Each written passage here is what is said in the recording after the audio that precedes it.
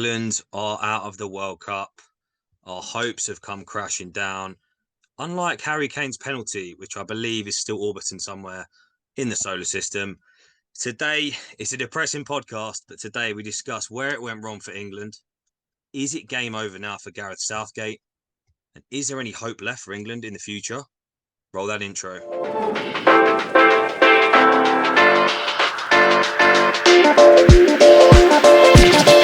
So, first things first, welcome back to the Lost in Possession podcast. We are back with a bang. First things first, can you please like, comment, and subscribe?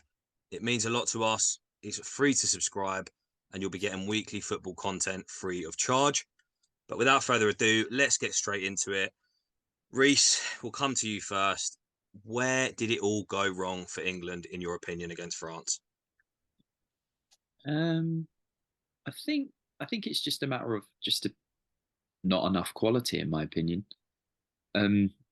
England share a similar story with a lot of clubs at international and domestic level of they can beat a lot of teams when it comes to the real, I suppose, top six, something like that. They just can't do it. They just can't. Whether it could be a mental barrier, it could be a tactical barrier, it could be a general just lack of quality barrier. Maybe there's not enough winners in the team, something like that, because you look at Giroud, he knows how to find the net and knows how to get a goal when it matters. I think that's just what it is. England just don't have that, regardless of what people think. Just because you've got a bunch of exciting young players doesn't mean you're going to win anything. And that's been proven throughout in football for decades. I think that's just simple as that. They're just not good enough. And that's not a criticism. They're just not. This was probably their best chance to win it with the way we've seen some of the results go, and they just don't have that in them to get over that line. Jamie, where do you stand on that? Do you agree or disagree? I actually do think we have the quality overall. It's more, I don't know, like we can't say we didn't play that well against France in the game. We definitely had chances to still be in it. Obviously, you mentioned Kane's penalty. They're the sort of, I don't know, it's like the fine margins you get in knockout football. I've seen enough of it at City to know fine margins really do count in these sort of circumstances.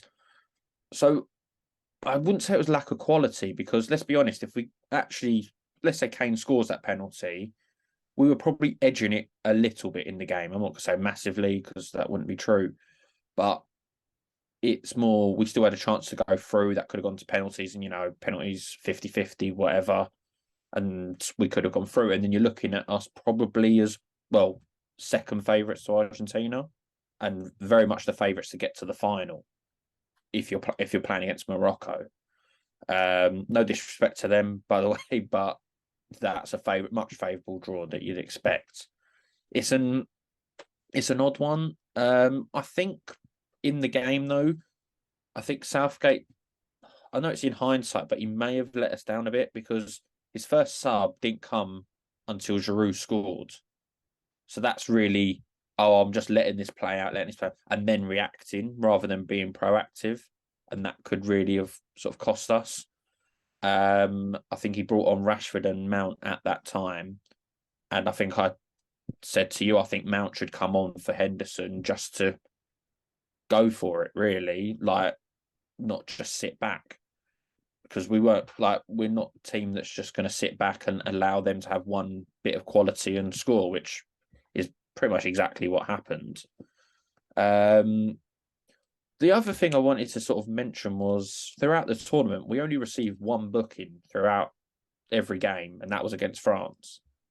It's just, I don't know, like you've obviously seen it, a bit of a Chelsea, Jordan, sort of a nastiness can sort of, it can win you games and get you through stuff.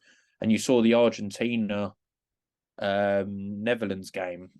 Argentina got through, but that was a team that was like, we're winning at all costs. If we have to be nasty, we're going to be nasty, and it can get you through. I think England may have just been a bit too, I don't know, kind in a way, just as kind of not. I think sometimes the nastiness and the dark arts in football need to be done And I don't think England did that enough, especially this tournament. Yeah, I think that's an interesting point that both you make, to be honest. I mean, from my side, like, although I agree, maybe a lack of sort of finishing quality in the end, I firmly believe that we were the better team. And obviously we'll get onto Southgate tactically, but we were the better team on the day. The XG stats support it. I'll read them off quickly, but England 2.59, France 1.32. I know XG is a stat at the end of the day, and results ultimately matter. But looking at that tells you everything you need to know. We created the better chances. We were on top for the majority of the game, and it did unfortunately come down to those moments of quality. To a many, as we said at the time, Jamie, give him 100 goes of that shot, and I don't think more than one's going in. So call it luck, call it finishing, star quality, I guess you would probably call it. But yeah, fine margins define knockout tournaments, and unfortunately we were the victims of that. Giroud again. We've said so much about Giroud being overrated. I don't think he's overrated anymore. Sorry, underrated. Giroud's been, heavily underrated a lot of his career. I think it's to a point now where he's no longer underrated, but he's finally getting the like Benzema, similar in the last year, finally getting the respect they deserve. And that is the star quality, potentially we were lacking. Other than that, I just, if you're going to be critical of England, our only goal was a penalty. I guess, maybe not creating enough in open play. But even then, you look at the Kane flick over Lloris, quality save from Lloris, the Bellingham volley, incredible save from Lloris again.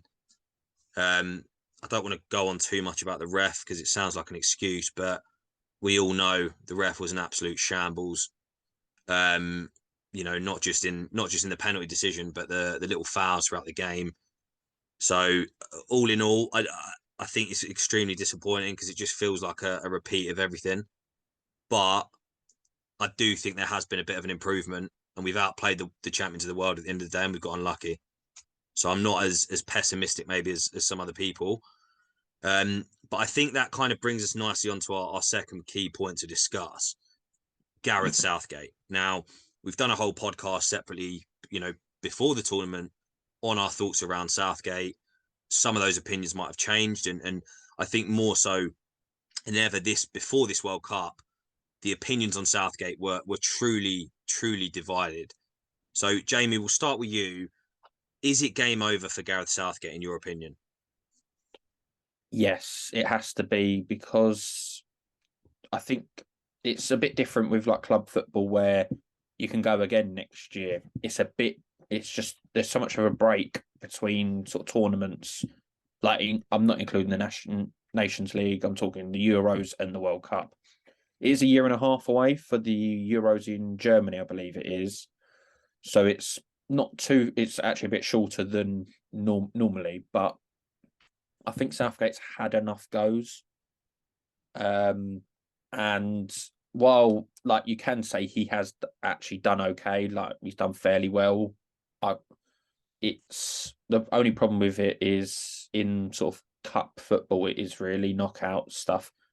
You're a winner or you fail. That's just the sort of way it is. And I do think probably under a better manager, we probably would have seen us win at least one trophy. I'm more aiming towards the Euros game against Italy.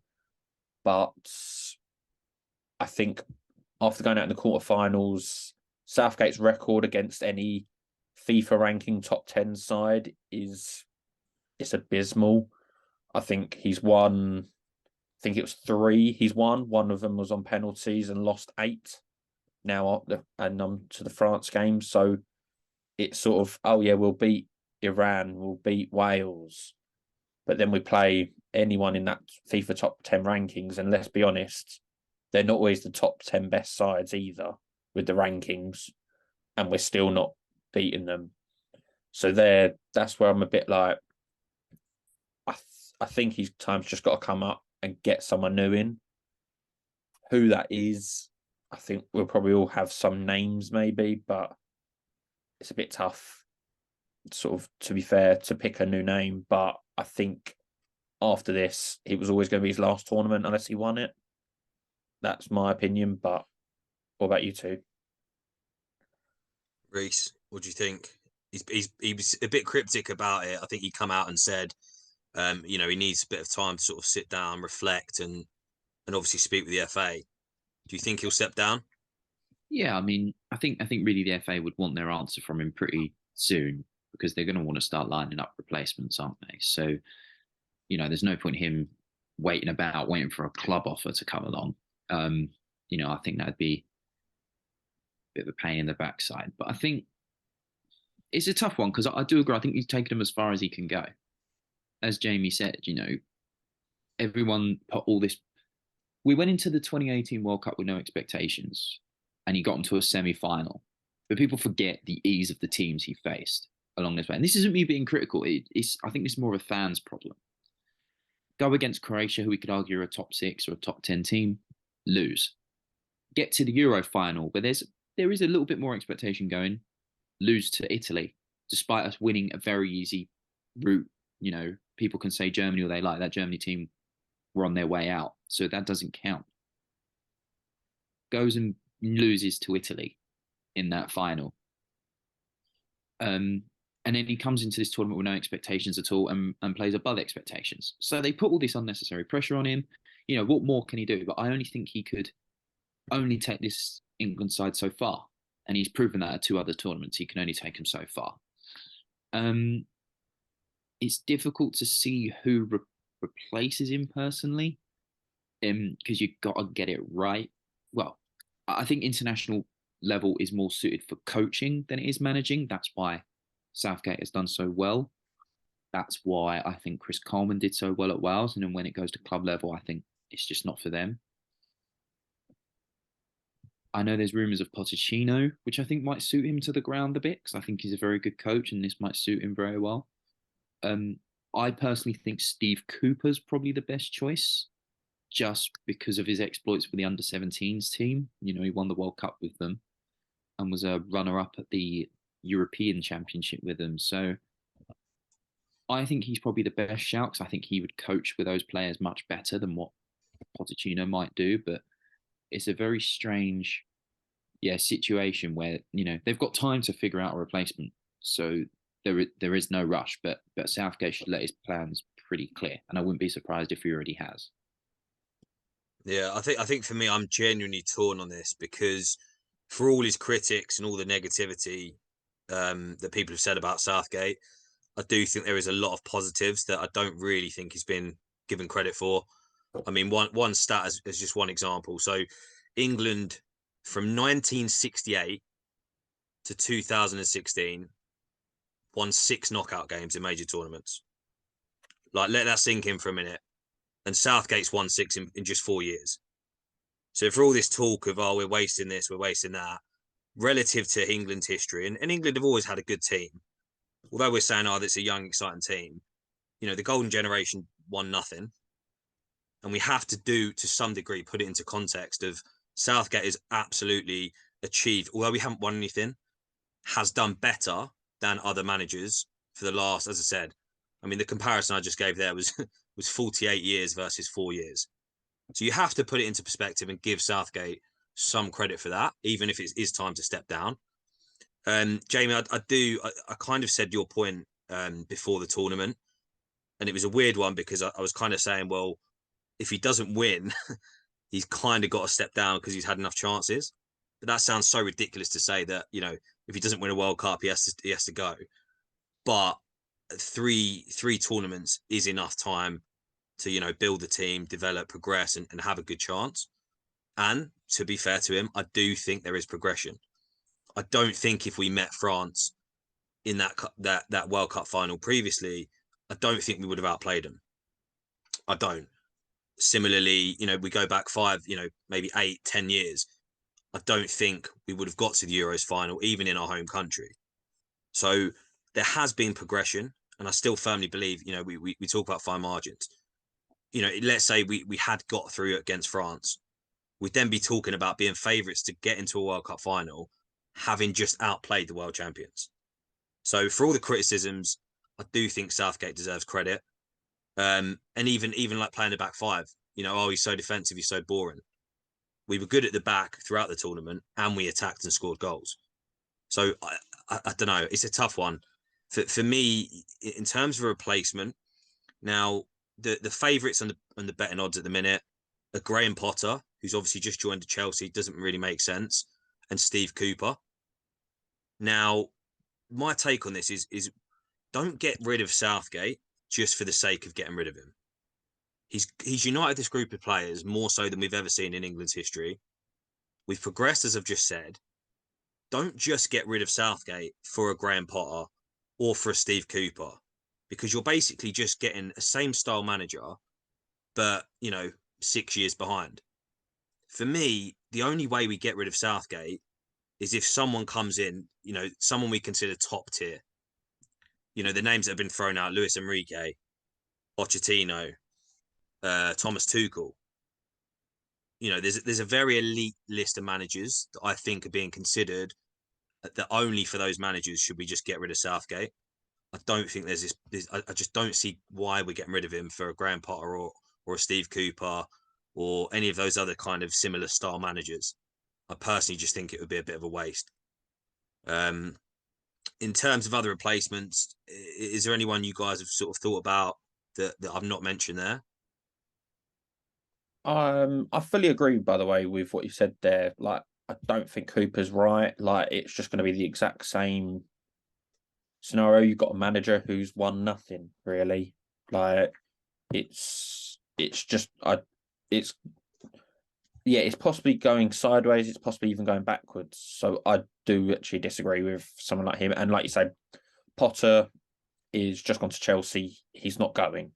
Like, he would have, if he was going to go for the England job, he wouldn't have moved to Chelsea. He would have just stayed at Brighton and then tried to get it after the World Cup. So that's just out of the question. Obviously, Poch is the favourite at the moment. And then Tuchel's second favourite I'm seeing on Sky Bet. To be fair, when I was writing my list down, I did put a rogue one out there. He's not managed for quite a while, but he did win things, and that was Arsene Wenger. He's not he's a bit too old for doing the whole managerial stuff, and it was turning ugly at Arsenal. He was someone to put down because I was struggling to put names down. That was not more. I think he's a great choice, but he's also someone who's won things. He can play good football. He's done it. He's done it throughout pretty much all of his sort of career as a manager. Tuchel, I'm not sure about. Like, I don't know how he would fit in, and what way we would play. The only other one, and once again, this goes into he's not won anything. Well, he's not really won anything. He has won an FA Cup, and that's Rodgers. He's someone else who has the sort of coaching ability. This is the problem I think we have, is the replacement. I'm not saying any of these are great replacements, to be perfectly honest. Well, fans are fickle. You got to remember, fans are very, very fickle. They And are, yeah. all these names we've thrown out, as I said, Graham Potter, if he came in, everyone would be like, oh, yeah, great. And then as soon as things go badly, oh, well, he's never won anything, so why we got him in? Steve Cooper, it will be a similar concept. Even the kind of dream appointments that we jokingly said, like Joe, random one, Jose Mourinho or something like that. Like, although he's a proven winner, after a few games of defensive tactics, what would happen? All the fans would start crying and going, "Oh, he's so boring. It's so defensive," just like they did with Southgate. So there's such a select list of people that everyone would genuinely be happy for to replace Southgate. I don't think anyone's going to be happy. Not everyone's going to be happy. You can't please everyone. That is true. And even with Southgate, we've had different opinions on it. But it's just such a tough sort of one. I think you need to go for someone who has won something at least. We've tried that before, though. No, Capello we have. didn't work. We have. Don Revie didn't work. Bobby Robson didn't work. Terry Venables hasn't worked. Sven-Goran Eriksson hasn't worked. like I said, international football is better suited to coaching than it is managing. Potter is a coach; he's not a manager. Steve Cooper is a coach; he's not a manager. Steve Cooper won the Under-17 World Cup. That's a great achievement. A lot of them players were with him then. That could work. I think Potter's work at Ostersund's is testament to how you can coach. He won something with Ostersund's and made them into probably one of the top 4 teams in Sweden at the time. People might scoff at that, but that's a very hard thing to achieve. He made Brighton a solid top Premier League team in his time here, and yes, he might have to prove himself at Chelsea to show he really is the real deal. But I just think just because a manager's got something, it's different. They're not working in a market where they can sign players. Problem number one, they're stuck with a certain type of player as well. If he's not got a left back, he's got to find a left back within a certain pool of players. So it's very difficult for coaches to go out there and try, or managers rather, to try and go and do it. Wenger could be a very outside option because he's proven he can work without having to use a transfer market. But that's the thing, is don't just let him go for the sake of letting him go. You have to know that your replacement is a better replacement. Yeah, agreed. And maybe one more name to throw out there, Zidane. Proven winner. Bit of a weird mix, Frenchman managing the English squad. I don't know, but again, he's available. He's a proven winner, so I think that could be quite an interesting one.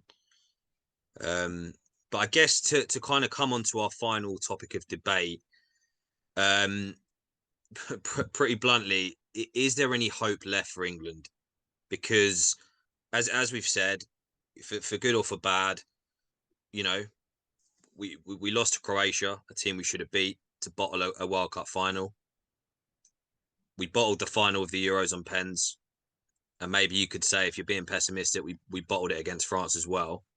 Is there any positivity or hope left for this England squad moving forward, or should we just resign ourselves to the fact that it's never coming home?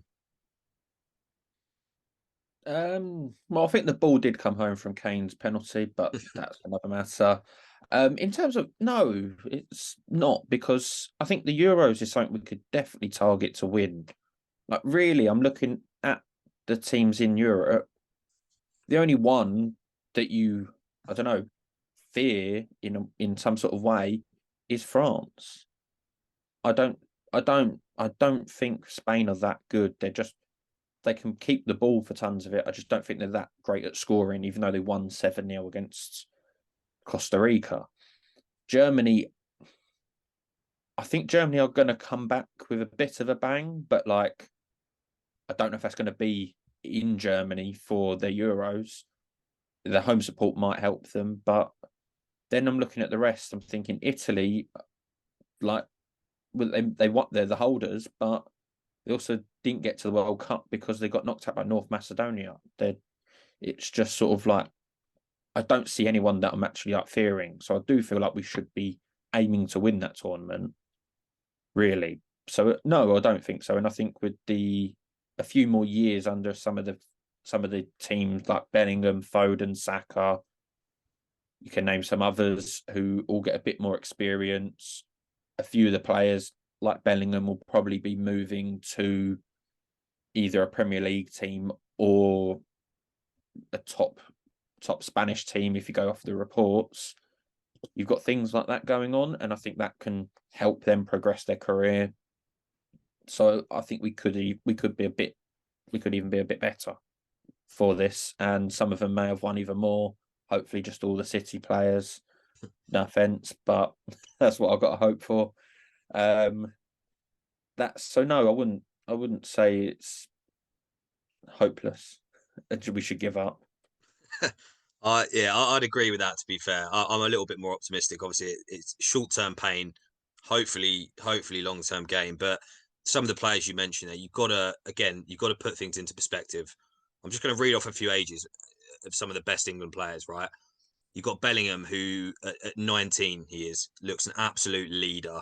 Even what you saw, him coming up to Kane after he missed the pen when all the other players ran off, like little things like that.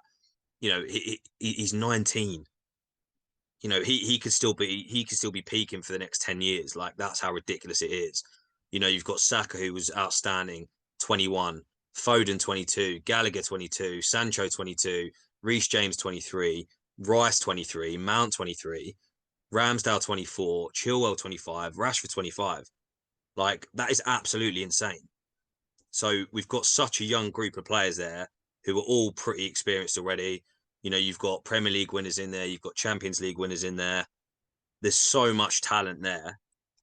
I do think whether it's Southgate or whether it's, you know, Tuchel or Zidane or whoever it ends up being, I do think the Euros definitely we should be eyeing up as sort of joint favourites.